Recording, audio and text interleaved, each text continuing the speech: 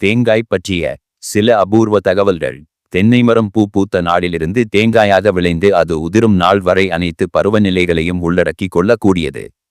மேலும் தேங்காய் நிலம், நீர், ஒளி, காற்று, விண் ஆகிய பஞ்ச பூத தன்மைகளை தன்னுள்ளே கொண்டுள்ளது. இதனால் தேங்காய் உடைபடும் இடங்களில் இந்த பஞ்ச பூத சக்திகள் குவிக்கப்படுகிறது. இது சித்தர்கள் கண்ட விஞ்ஞானத்தில் நிரூபிக்கப்பட்டுள்ளது. தேங்காய் சிவனின் மூல சக்தியாக உள்ளது. இதில் உள்ள 3 கண்களின் வழியே பஞ்ச பூத சக்திகள் இழுக்கப்பட்டு சேமிக்கப்படுகிறது.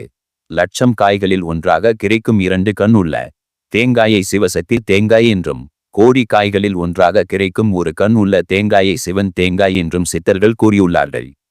எப்போதாவது நிகழும் அரிய தெய்வீக நிகழ்வாக விநாயக பெருமான் கொம்பு தேங்காய் வடிவில் காட்சி தருகிறார் என்பது ஆன்ம சிலிர்ப்பை ஏற்படுத்தும் அரிய நிகழ்வாகும்.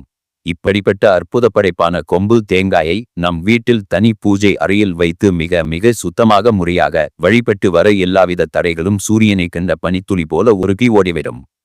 அது மட்டுமா, வீட்டில் தன தானிய விருத்தியை உண்டு பண்ணும். மகனுக்கோ அல்லது மகளுக்கோ திருமண வயது ஆகியும் கிரக கோளாறுகளால் தடைபட்டு வந்த திருமணம் விரைவில் கைகூடும்.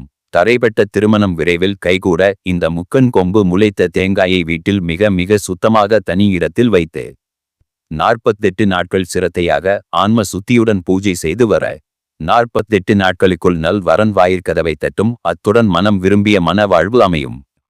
வியாபாரம் அல்லது செய்யும் தொழில் நஷ்டத்தில் இருந்தால் இந்த முக்கன் கொம்பு முளைத்த தேங்காயை வியாபாரம் அல்லது தொழில் செய்யும் இடத்தில் வைத்து 48 நாட்கள் சிரத்தையாக ஆன்ம சுத்தியுடன் பூஜை செய்து வந்தால் உங்கள் வியாபாரம் செய்தொழில் மேன்மையடையும்.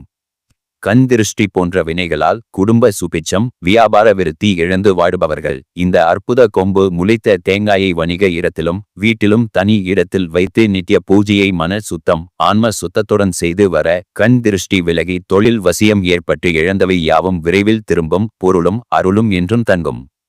இப்பட்டிப்பட்ட அற்புதமான கொம்பு முளைத்த தேங்காயை கனகலட்சுமி தேங்காய் எனவும் சொல்வார்கள்.